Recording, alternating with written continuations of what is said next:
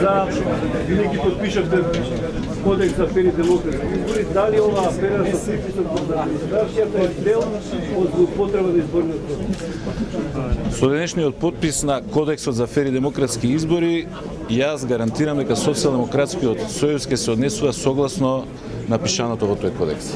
Ние ќе се залагаме и ќе го дадеме полниот наш принос изборите да бидат навистина фер и демократски. Но во исто време сакам да кажам дека представува врв на лицемерие подпишувањето на ваквиот кодекс од страна на господинот Никола Груевски, токму во периодот кога прави се изборите да не бидат ниту фер, ниту демократски.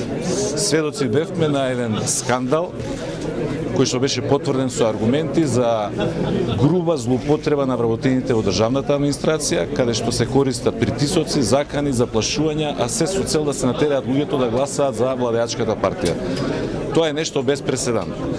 Не во историјата на Македонија, тоа го нема нигде во Европа, можеби само во Белорусија, меѓутоа за такво нешто и таму не сме чудени. Се додека не се разоткријат виновниците, се додека не ја понесат одговорноста, ќе стои една голема дамка на престојните парламентарни избори. Господин Црвенковски, Национални демократски институт е организатор на подпишувањето на кодексот.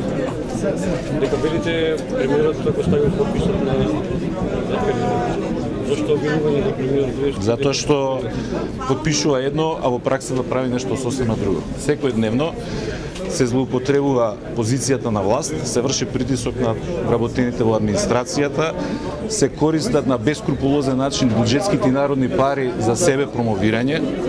Гледаме дека овие денови се случи и данок во крв на објектите од Скопје 2014, каде што безбедноста на вработените на последно место, се прави се само да му се овозможи на Груевски пред изборите да исече уште некоја лента или да закачи уште некоја панделка.